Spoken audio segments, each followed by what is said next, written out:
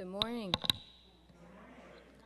I am Yasara Antar, a member of the Board of Trustees for May 9 Unitarian Church. A lot of people coming in. Welcome. It's good to have you with us. As Unitarian Universalists, we affirm religious freedom and celebrate diversity. We believe everyone is inherently worthy and dignified. Whomever you are, whomever you love, whatever your background or personal circumstance, you are welcome here. Whether or not you stay is your choice, but you are welcome here. We gather in a loving community of faith to support one another, working together to bring compassion, equity, and responsible stewardship to the world we share. And a special warm welcome to anyone visiting today. Is anyone visiting today? Welcome. Did you find us yesterday? No. It's okay. We are welcome. After service, join us for coffee or tea at coffee hour, which is indoors today, I'm guessing. Ask us anything. We look forward to meeting you. You'll find more information about us at the welcome table in the lobby. Our worship team today includes our guest minister, the Reverend Cyndi Simpson, who is a native of Richmond, Virginia, and has served congregations in Colorado, Virginia, Vermont, and Nebraska. Before ministry, she was a public health professional, working for over 25 years in state and local health departments. A graduate of Lancaster Theological Seminary, she was ordained to the ministry as Kokleful. Anybody knows what that is? It's Yiddish. It's someone who stirs the pot. Our worship associate is Dr. Emma Mellon. Our religious lifespan faith development director is Dawn Star Sarahs Borschelt. And our musical guest may or may not be Schrodinger's cats. Nice. If you enjoy their music and you want them to be, then they are. Lots of announcements today. TAG, the art group, reports that the Glorious Garbage Trash to Art show was a wonderful success with 65 pieces, 35 by our youth. But it's time to take it home. Remove your work by June 19th or face the wrath of Mary Stromquist. If you need an extension or may need to make pickup arrangements, contact David Hucker or Mary Stromquist. David Hucker's work will go up on Wednesday, June 22nd. Are you registered to attend the General Assembly this year? Yes. Yeah. Besides that one person? So I put this on Community Matters. It is online, it is virtually, it's going to be held virtually and in person. And I've gotten responses saying, I don't want to go to Oregon this year. You don't have to, it's virtual also. If you're interested and you want more information, it's in eNotes, it's in Community Matters. Check the links there for general information.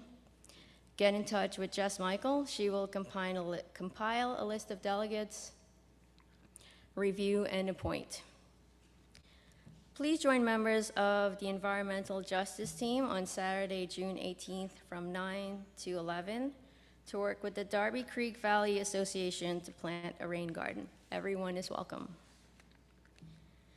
If you are somewhat creative and you don't mind working with Beth Rittenhouse and me, we are looking for help on the Worship Visuals Committee. There are no meetings, and we are just looking for input. Occasionally, someone to come in and help hang something. Get in touch with Beth of the Philadelphia Rittenhouses. She hates that. If you want more information about joining our team. Thank you to everyone who came out to the Phoenixville Pride Fest yesterday. Thank you for organizing Dawn Star. Thank you to our director of Glitter Blessings, Margot, and to everyone who came out to support our booth. There were 2 other church booths there, and I checked the whole time. They only had 2 staffers. We had up to 15 at one time. We're awesome. Thank you, guys. Lastly, Join us on June 19th at 11:30 to celebrate Jessica Hirschland's almost decade at MLUC and wish her well on her next adventure. Fun fact about Jessica, she's responsible for the intake of your present president of the board and your future president of the board. You can thank her or reprimand her next week at the ice cream social to say goodbye. Now take a moment to silence your phones and let us affirm our mission together.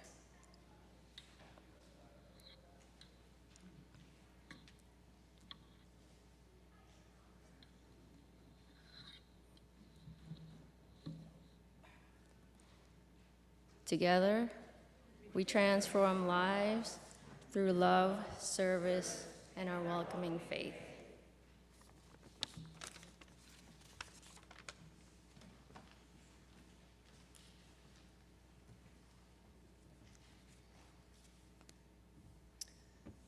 Alex Allmiller, you're out in the lobby and I can see you. Come on in. He's part of the class that's lighting our chalice. So I would like to invite the Stepping Stone class to come forward to light the chalice.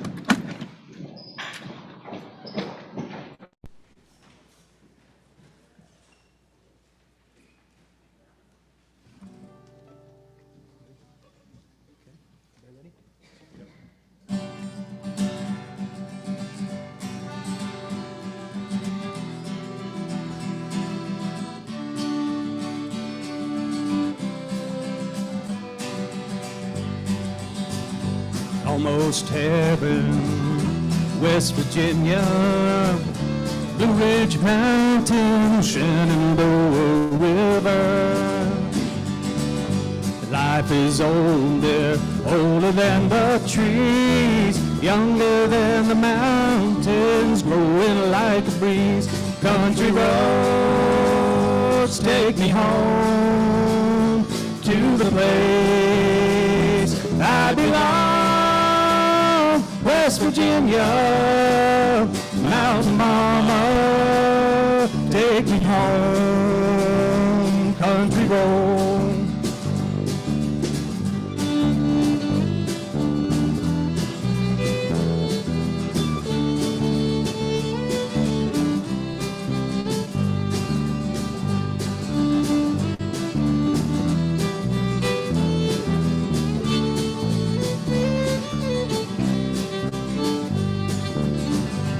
All my memories gather round her. Mine is lady, stranger to blue water. Dark and dusty, painted on the sky. Misty taste of moonshine, teardrop in my eye. Country road, take me home to the place I belong. West Virginia, Mountain Mama, take me home, country road.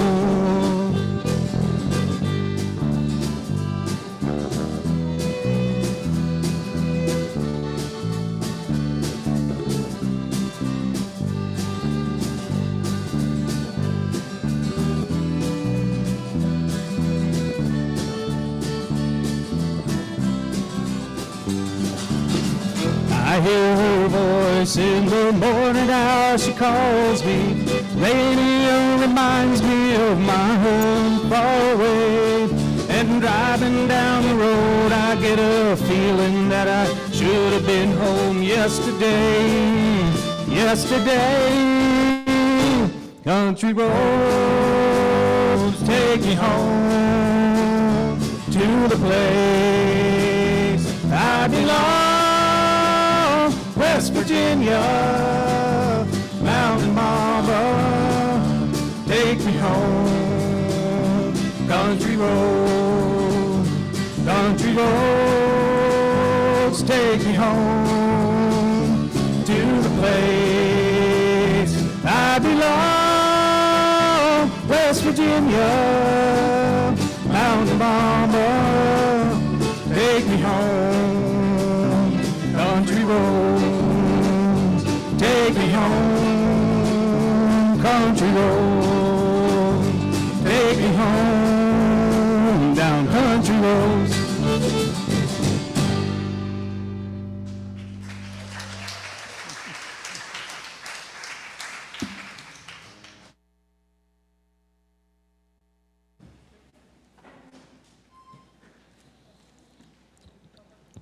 Good morning. It is so lovely to be with you today. I have not been in live worship since March of 2020, so this is wonderful. Please hear these opening words from the poet William Stafford. It could happen anytime. Tornado, earthquake, Armageddon. It could happen. Or sunshine, love, salvation. It could, you know. That's why we wake and look out.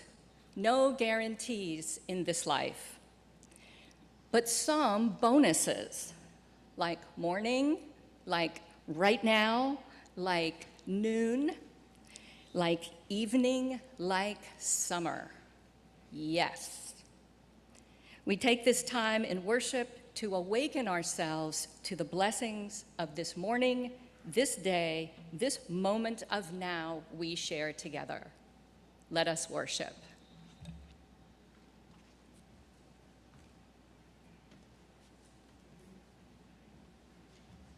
I am happy to call forward once more the Stepping Stone class. Their teachers, Sally Ann and Debbie, and kids Alex, Charlotte, Juniper, Kira, and Lacey.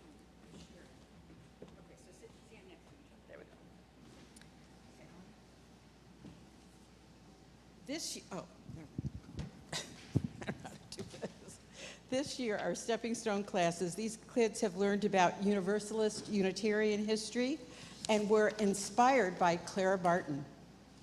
They learned about people who make our church work and the rituals we celebrate as a community. Stepping Stone is a rite of passage in which we recognize that our children are grown enough to begin to take responsibility for expressing their own understanding of what it means to be part of this religious community. Today we invited the children to tell us which UU principle is their favorite. You want to start? Give your name. My name is Juniper Saris-Borchelt. We believe in working for a peaceful, fair, and free world. Okay, you two together. My name is Lacey Capewell. My name is Charlotte Hella. We believe that each and every person is important. My name is Kira Capewell, and we believe that all people should be treated fairly and kindly. Alex, you want to say your name? My name's Alex, and I believe that all people should have a vote about the things that concern them.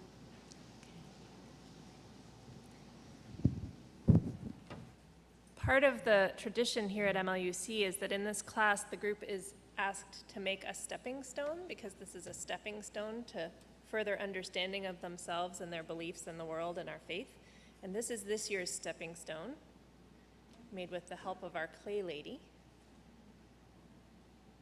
And it will hang in the McGinnis room with the other stepping stones, except the one from the year that I can't find, that I'm sad about, but I'll find it eventually. It's somewhere here. And we also have gifts for this accomplishment. So Sally, if you could go get the gifts, because I can't get them because I'm up here. We have for each child a certificate with their name on it. We have a 7 Principles brochure, a book about Unitarian Universalism, and a Stepping Stones chalice necklace created by our own clay lady, Rachel Locke, to remind you of your accomplishment this year.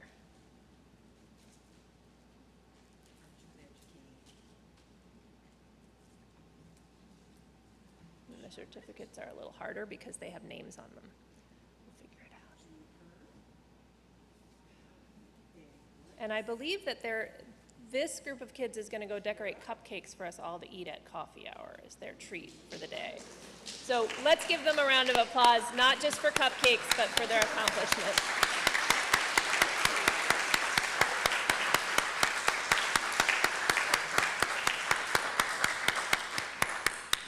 And all the children are welcome to join me in the atrium, and I'll sort you out where you need to be.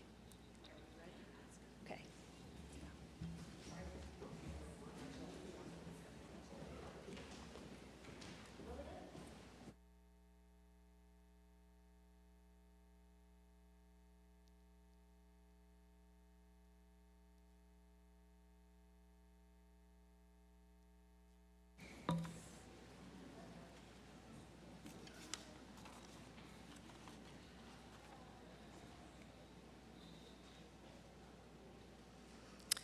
The recipient of our offering outreach this month is the Morris Home, which supports trans and gender nonconforming individuals as they develop the knowledge, skills, and supports necessary to promote sobriety, manage emotional and behavioral difficulties, choose and maintain safe and healthy lifestyles. Morris Home is the only residential recovery program in the country specifically for the transgender community and provides a much-needed safe space for its clients. The usher will come forward to collect your offering, and if you're at home, hit the donate button or follow the directions on your screen. Thank you.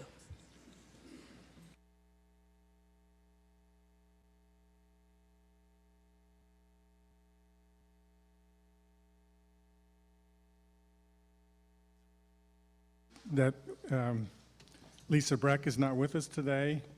She's a little bit under the weather, plus she's celebrating lots of post-high school, pre-college events. Give me a second.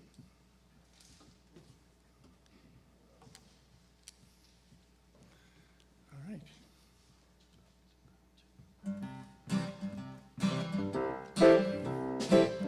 What a day for a daydream. What a day for a daydreaming boy. Now I'm lost in a daydream, dreaming about my bundle of joy. And even if time ain't really on my side, it's one of those days for taking a walk outside. I'm blowing the day to take a walk in the sun and fall on my face in somebody's new mowed lawn. I've been having a sweet dream. I've been dreaming since I woke up today. It's starring me in my sweet dream, 'cause she's the one that makes me feel this way. And even if time is passing me by a lot, I couldn't care less about the dues you say I got. Tomorrow I'll pay the dues for dropping my load, a pie in the face for sleeping a sleepy pull-toe.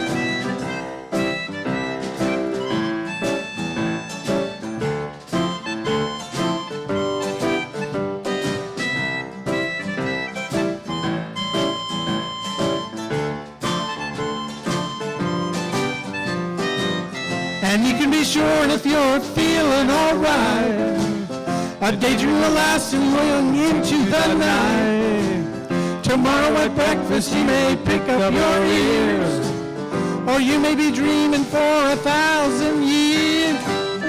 What a day for a daydream, custom made for a daydreaming boy. And now I'm lost in a daydream, dreaming about my bundle of joy.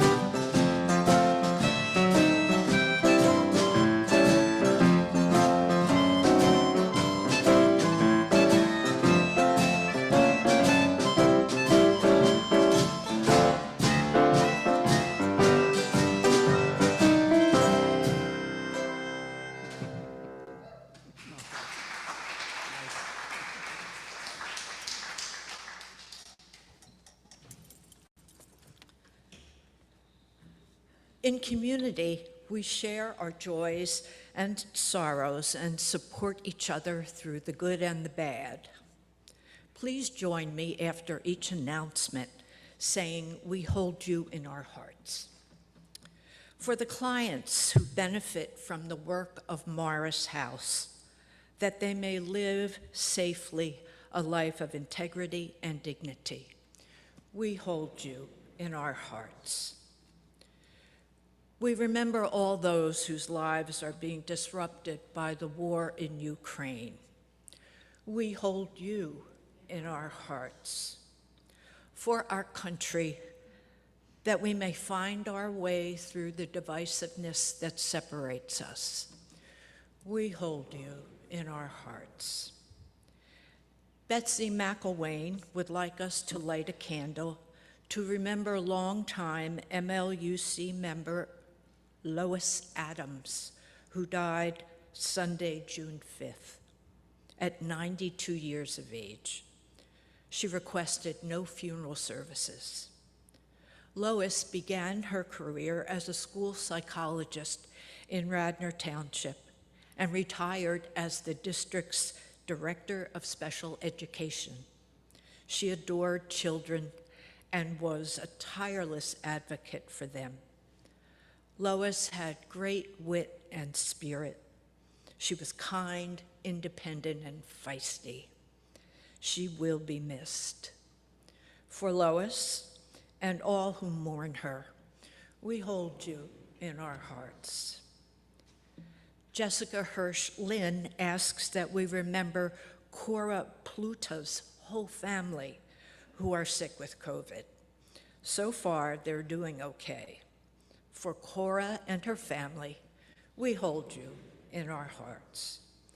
And for those among us who are celebrating or suffering, we hold you in our hearts.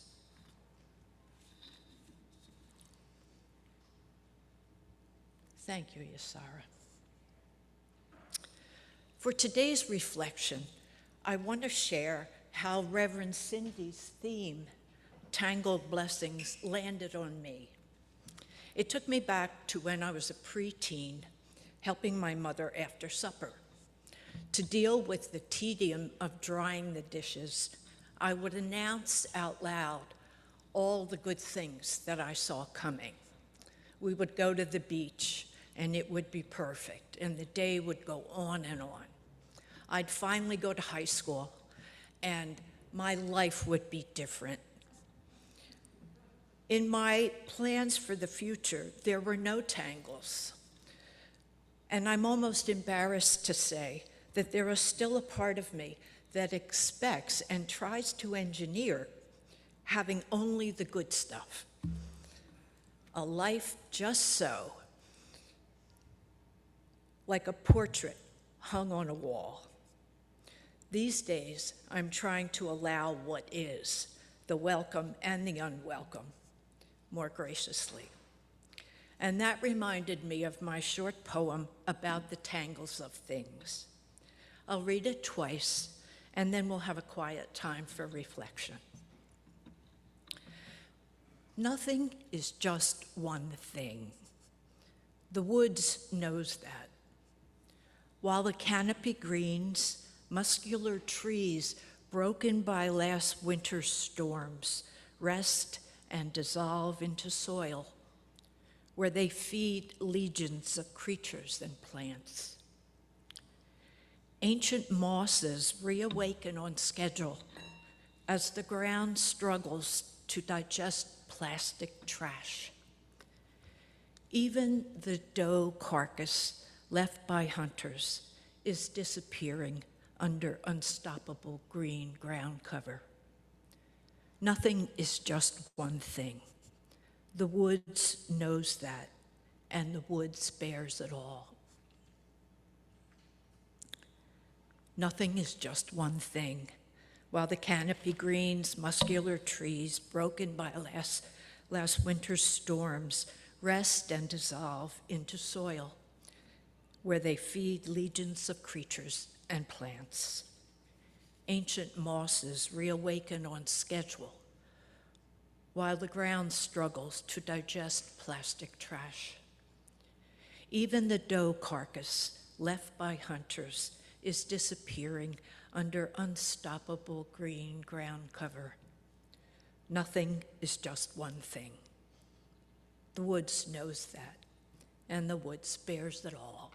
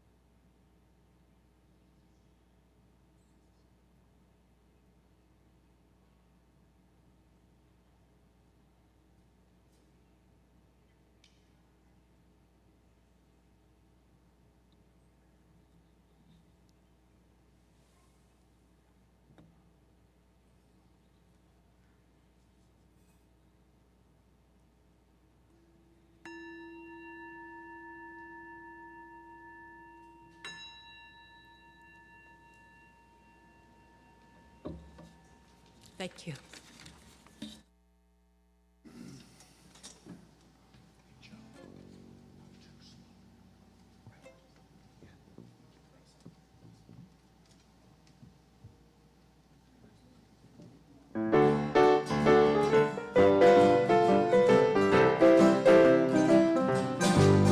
Say, hey, good looking, what you got cooking? How's about cooking something up with me? Hey, sweet baby, don't you think maybe we could find us a brand new recipe? I got a hot rod poured at a $2 bill. I know a spot right over the hill. There's soda pop and the dancing spree. So if you wanna have some fun, come along with me.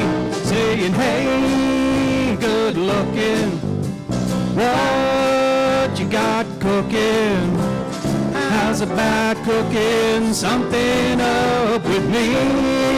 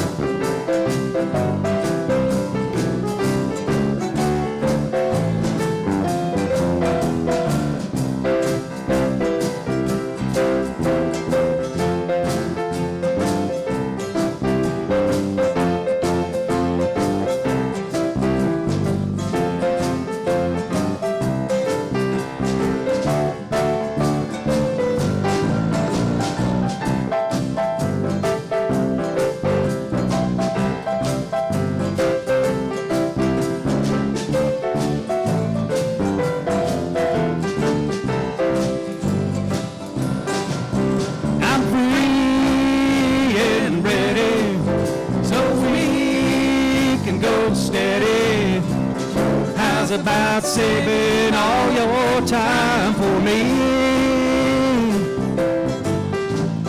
No more looking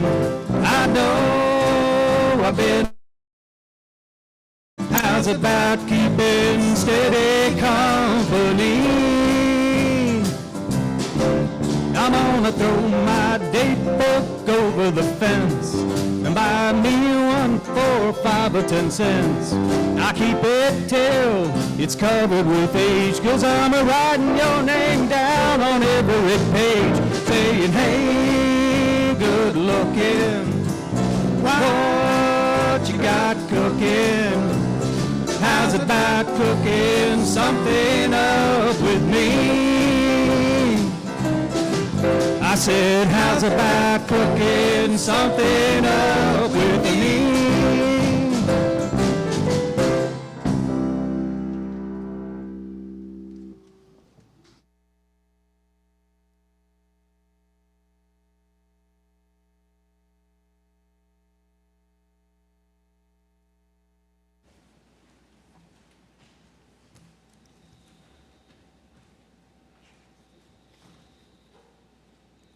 Hello again. Emma, that was truly a perfect reflection. What a good thing for me today. Thank you. Thank you. Well, this morning, I'm going to start with an ancient Chinese story, and I am very grateful to Dawn Starr for telling me how ancient it really is. Several thousand years old, as documented in Chinese writings.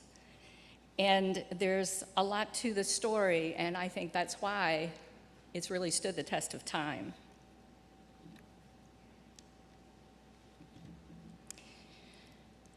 A farmer and her son had a beloved horse who helped the family earn a living. One day, the horse ran away, and their neighbors exclaimed, "Your horse has run away! What terrible luck!" The farmer replied, "Maybe so, maybe not."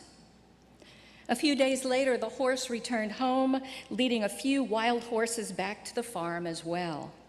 The neighbors shouted out, "Your horse has returned and brought several horses home with him. What great luck!" The farmer replied, "Well, maybe so, but maybe not." Later that week, the farmer's son was trying to train one of the new horses, and she threw him to the ground, breaking his leg. The neighbors cried, "Your son broke his leg! Ah, what terrible luck!" The farmer replied, "Maybe so, maybe not." A few weeks later, soldiers from the National Army marched through the town, recruiting all the boys for the army. They did not take the farmer's son because he had a broken leg. The neighbors shouted, "Your boy is spared. What tremendous luck!" To which the farmer replied, "Maybe so, maybe not. We'll see."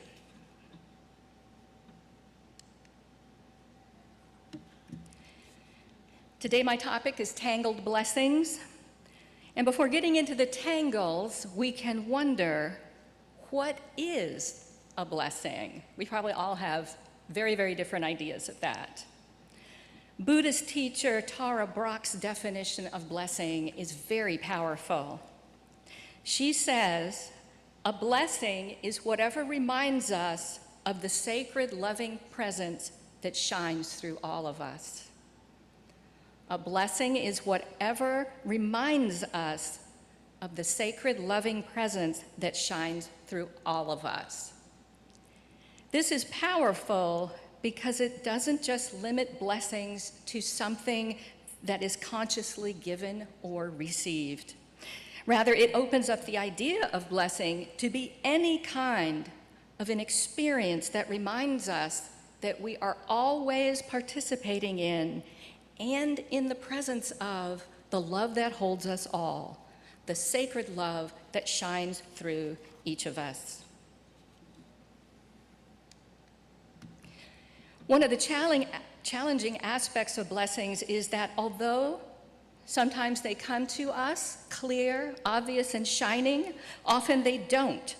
They are tangled up in our everyday lives, right next to and with experiences that are hard or boring or annoying or even routine. For several reasons, experiencing these blessings can feel impossible, not like a choice that we can make, but like some lucky gift that comes once in a while. And one of the most important reasons we have trouble perceiving these blessings in the tangle is our human brain's bias towards negativity, an actual bias in favor of negativity. And most of us have never been told that we can get better at perceiving and experiencing blessings. We can get better at receiving these daily reminders of the love that shines through us all. And our ability to do that can also increase with practice. We can even call such a practice a spiritual practice, right? How about that? Fully experiencing the blessings in our lives is not about making lemonade out of our lemons. Like, that's not a bad thing to do, but it is a different kind of practice than untangling the blessings. For most people, missing the blessings in our presence is about not seeing them, about not perceiving them, about not experiencing them. Missing our everyday blessings is about over-focusing on what is hard and negative in our lives.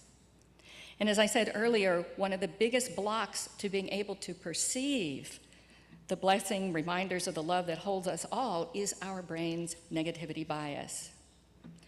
So it is a belief of scientists who study the evolution of the human brain, as well as brain scientists in general, that our human brains have a bias towards noticing what is negative, what might be dangerous, threatening, or hazardous, in any way our brain might identify that. And if you think about it from an evolutionary, that is a survival perspective, it makes sense, right? Our distant ancestors did notice the good things in the world around them, such as a rich source of food, an opportunity to mate, children who were surviving. These are all good things. And if one of them doesn't quite pan out, there will likely be another opportunity.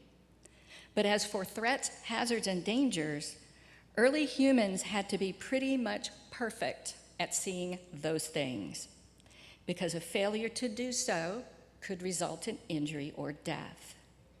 So humans evolved to be hardwired to perceive threats and danger in order to survive. The people who were not so oriented, or as much as others, to respond this way were less likely to live and reproduce. Better to be wrong about a perceived threat than to miss one. And in spite of our big modern brains and our advanced cultures as a species, we are still hardwired this way in the part of the brain that deals with such things. I have some examples of how that conditioning is still present with us, as seen even in cross-cultural studies. These examples are from the work of a number of folks who have researched and written about our negativity bias. For example, in a relationship, it typically takes 5 good interactions to soften the memory of a single bad one. People will work much harder to avoid losing $100 than they will to gain $100. Painful experiences are much more memorable than pleasurable ones. People can be more easily motivated by the threat of bad things than the promise of a reward. As Dr. Rick Hansen, a psychologist who engages with negative bias in his therapeutic practice, as he says, well, in your own mind, what do you usually think about at the end of the day? The 50 things that went right, or the one that went wrong? Like the guy who cut you off in traffic, what you wish you had said differently to a coworker, or the one thing on your to-do list that didn't get done. In effect, he says, the brain is like Velcro for negative experiences, but Teflon for positive ones. A brain that shades your underlying expectations, beliefs, action strategies, and mood in an increasingly negative direction. And he says that's just not fair, since probably most of the time, most of the facts in our lives are positive or neutral. Every day, lots of good things happen, such as a lovely sunset, someone is nice to you, you finish a batch of emails, or you learn something new. And lots of other good things are ongoing aspects of your world, such as your children being healthy, or that life is peaceful in your corner of the world, or ongoing aspects of yourself, such as that you know you have good personal qualities like determination, sincerity, fairness, and kindness. End quote. As Dr. Hansen notes, aside from the sheer injustice of being wired this way, having this tilt towards negativity, it also works against our own genuine contentment and fulfillment. This is really terrible, and it explains so much about our lives. But ultimately, this bias is just that, a bias, a tendency, though an unconscious one. And it can be overcome by tilting intentionally towards the good in our lives. We can bring more happiness to ourselves. And this in turn will prepare us to be able to be good for others and the world. And it is this process of tilting towards the good which is necessary for us to perceive the genuine blessings in our day-to-day tangle.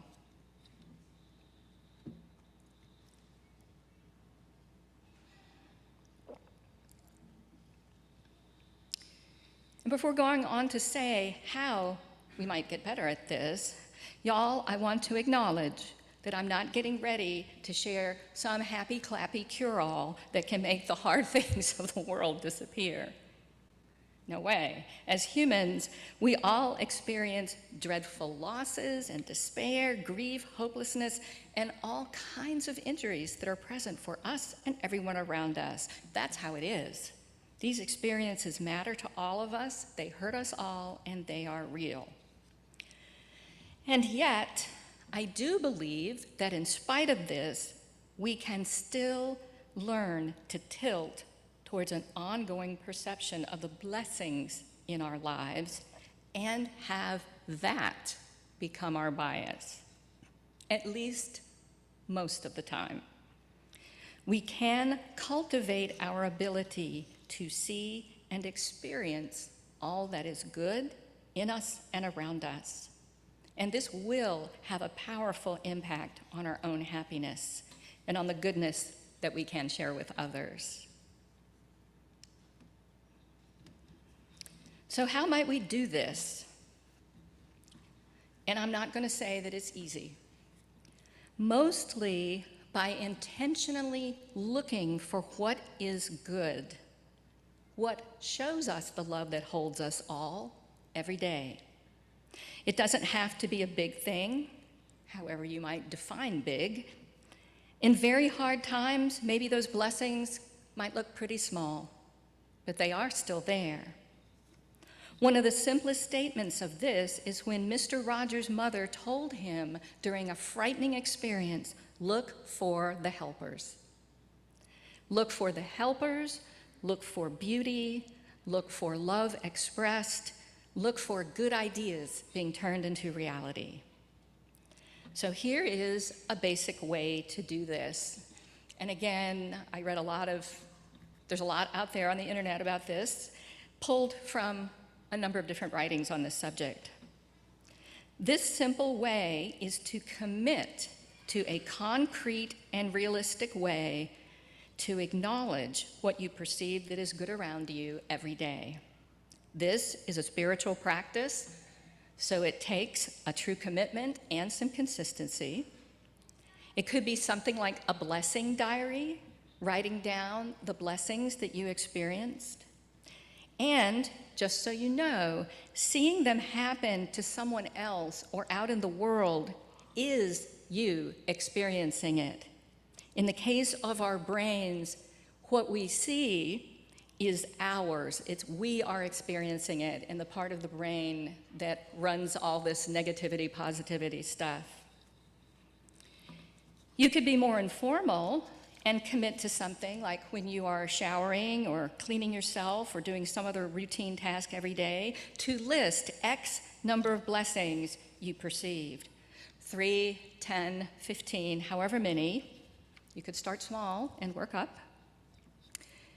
Now, overcoming this bias has been a huge spiritual challenge for me, and it's something I always have to work on.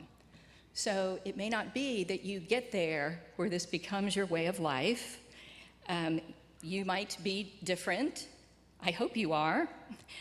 I remember the first time I set a goal of listing 3 good things as I was describing them then.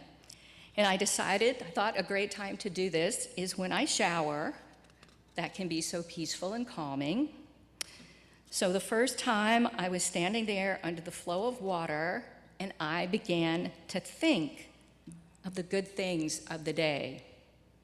And what I wanted was this, but what I got was this.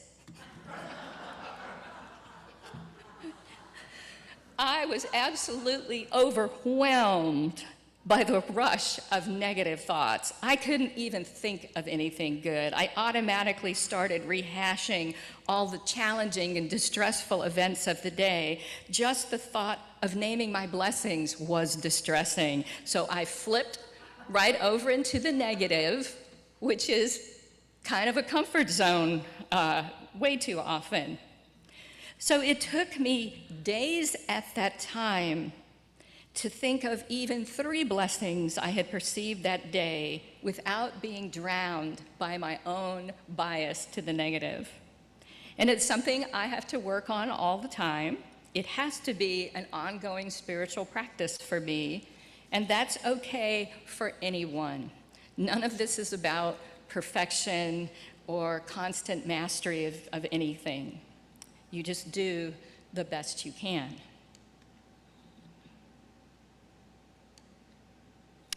And once you get a sense of what blessings are out there and that they are yours, it's important. This is a very important step that I didn't know anything about way back then in the shower.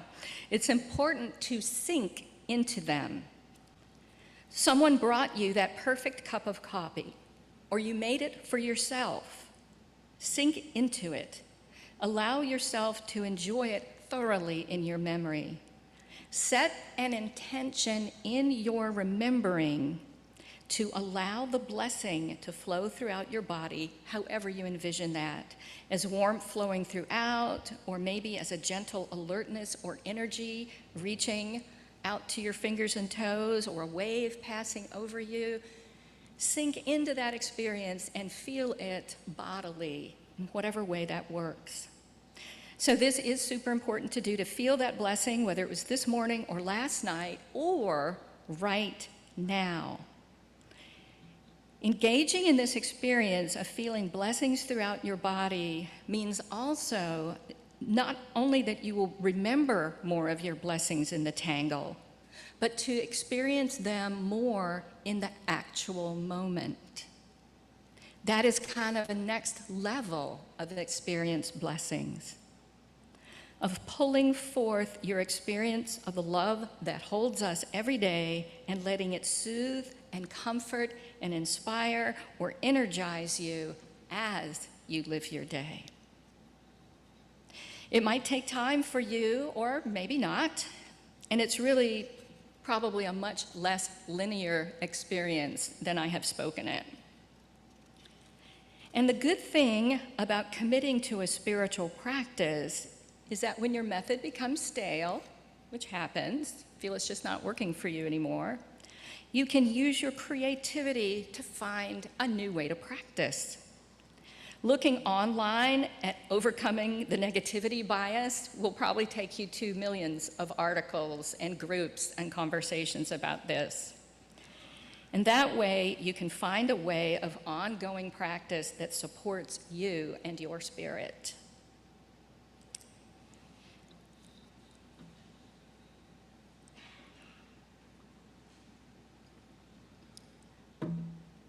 Like a substitute teacher, as a guest minister, I always give spiritual homework.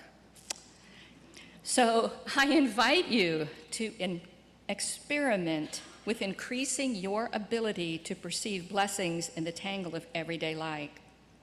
Look for more ideas online, shape them to fit yourself, try other ways, and don't forget the all-important step of intending to allow those blessings, once perceived, to enter into you fully.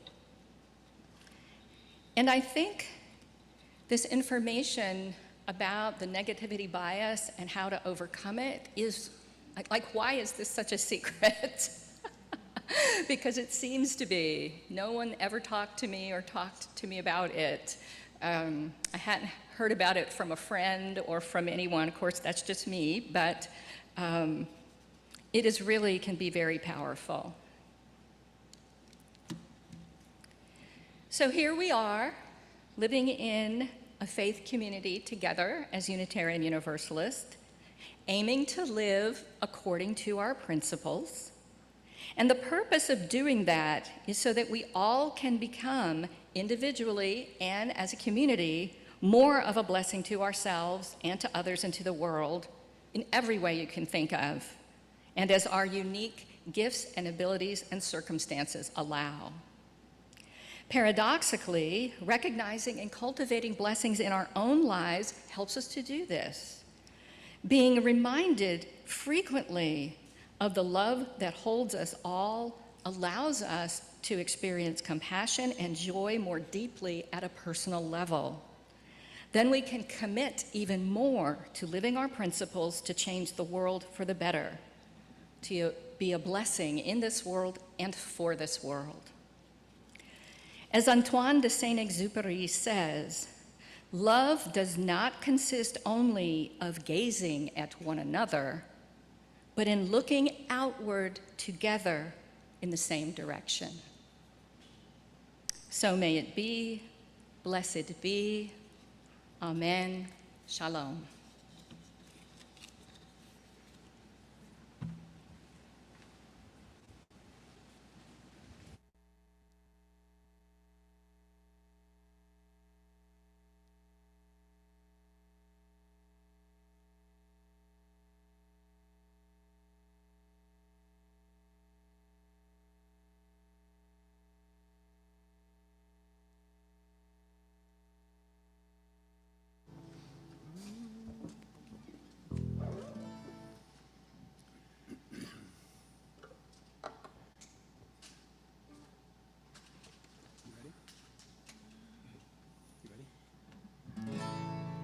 Will the circle be unbroken in the sky, Lord, in the sky? I was standing by my window on one cold and cloudy day, and I saw that earth come rolling for to carry my mother away. Will the circle be unbroken by and by, Lord, by and by? There's a better home awaiting in the sky, Lord, in the sky.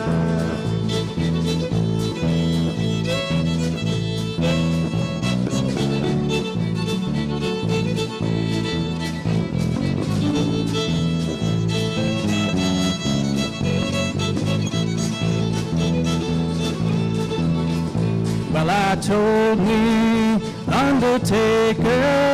Undertaker, please drive slow.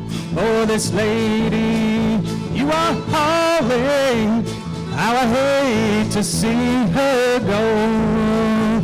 Will Will the circle be unbroken? By and by, Lord, by and by. There's a better home awaiting in the sky, Lord, in the sky.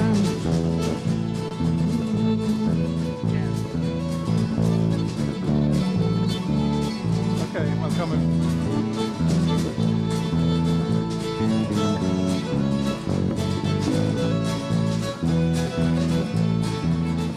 I followed close behind her, trying to hold up and be brave.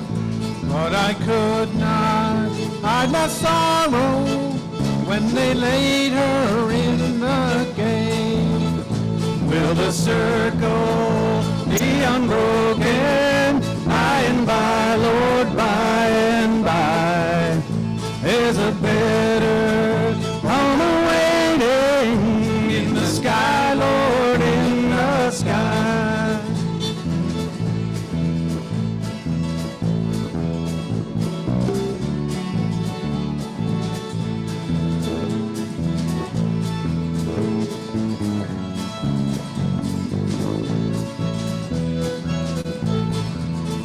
Went back home, Lord, home was lonesome. Missed my mother, she was gone. All my brothers, sisters crying, 'cause we're all so sad and alone.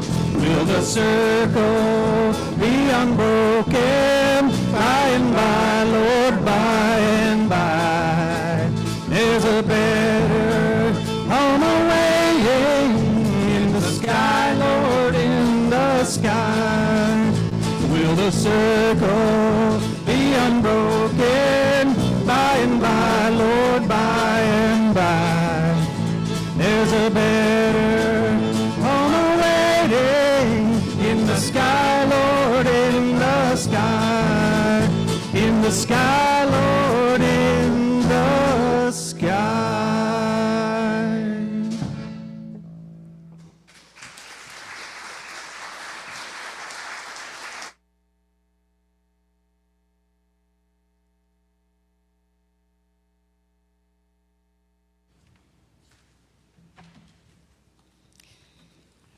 Thank you so much, kitty cats, for your joyous and affirming music today. What a blessing. Our words of leaving are from the poet and mystic William Blake. Joy and woe are woven fine, clothing for the soul divine. Under every grief and pine runs a joy with silken twine. It is right it should be so. We were made for joy and woe. And when this we rightly know, safely through the world we go. Go in peace, go safely, blessed be.